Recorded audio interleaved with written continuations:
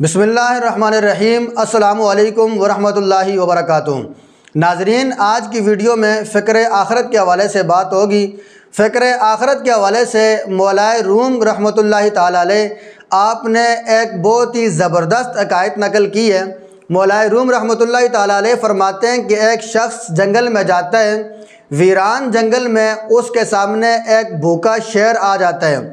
وہ شیر جب اس کے پیچھے بھاگتا ہے تو وہ بندہ شیر سے اپنی جان بچانے کے لیے دوڑتا ہے اور ایک درخت پر چڑھ کر درخت کی ایک ٹہنی پر بیٹھ جاتا ہے۔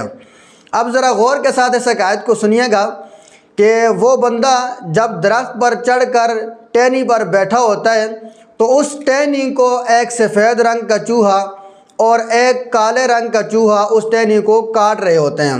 مولائے روم رحمۃ اللہ تعالی علیہ فرماتے ہیں کہ اچانک وہ جو بندہ ہوتا ہے اس کی نظر اس درخت کی چوٹی پر پڑتی ہے تو وہ درخت کی چوٹی پر کیا دیکھتے ہیں کہ وہاں پر ایک شہد کا چھتا ہوتا ہے، اور وہ شہد کی لذت کو محسوس کرنے کے لیے تھوڑا سا شہد لیتے ہیں، لیکن اس کے بعد وہ دونوں ہاتھوں سے شہد کھانا شروع ہو جاتا ہے۔ اب وہ جو شیر ہوتا ہے وہ درخت کی جڑوں میں آ کر بیٹھ جاتے ہیں کہ کب یہ بندہ نیچے آئے گا تو میں اس کو لقمہ اجل بنا دوں گا۔ اب جس ٹہنی پر وہ بندہ بیٹھا ہوتا ہے اس ٹہنی کو ایک سفید رنگ کا چوہا ایک کالے رنگ کا چوہا اس ٹہنی کو کاٹ رہے ہوتے ہیں۔ اس بندے کو یہ ڈر بھی ہوتا ہے کہ جب یہ چوہے ٹہنی کو کاٹ دیں گے میں نیچے گر جاؤں گا تو نیچے شیر بیٹھا ہوا میرا انتظار کر رہا ہے جو مجھے لقمہ اجل بنا دے گا۔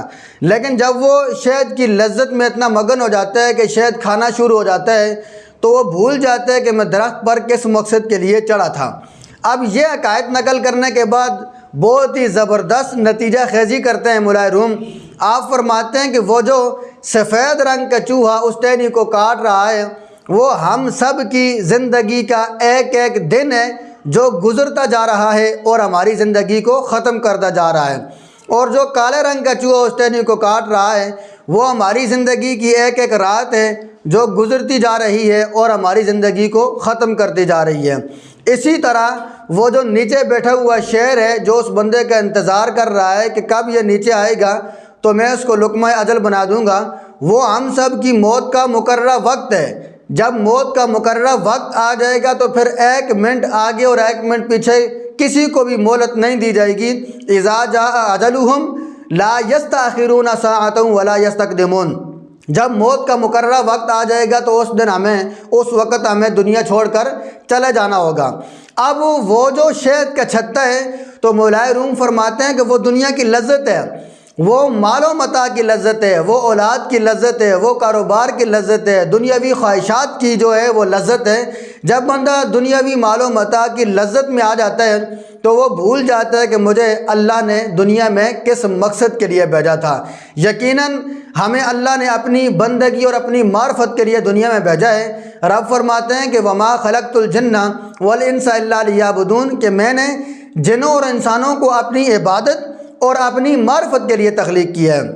اب جب کوئی بندہ اللہ کی عبادت کرتا ہے، اللہ کی بندگی کرتا ہے، اللہ کی معرفت حاصل کرنا چاہتا ہے تو وہ سمجھ لے کہ وہ دنیا میں اپنا جو مقصد لے کر آیا ہے اس مقصد کو حاصل کرنے میں کامیاب ہو رہا ہے، اس مقصد کو حاصل کرنے کی کوشش کر رہا ہے۔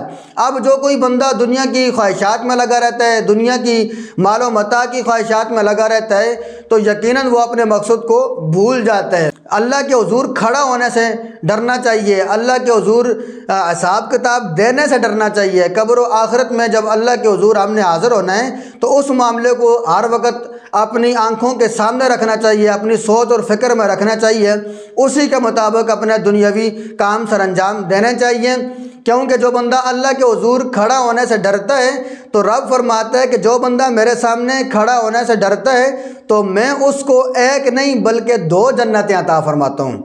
وَلِمَنْ خَافَ مَقَامَ رَبِّهِ جنتان، سورہ رحمان میں موجود ہے کہ جو بندہ میرے سامنے کھڑا ہونے سے ڈرتا ہے میں اس کو 2 جنتیں عطا فرماتا ہوں۔ مالک لم یزل ہمیں عمل کرنے کی توفیق عطا فرمائیں۔ ویڈیو پسند آئی ہے تو ویڈیو کو لائک کر دیں، شیئر کر دیں، چینل کو سبسکرائب کر دیں۔ ملتے ہیں انشاءاللہ نیکسٹ ویڈیو میں ایک خوبصورت پیغام کے ساتھ۔ اپنا بہت سارا خیال رکھیے گا۔ السلام علیکم ورحمۃ اللہ وبرکاتہ۔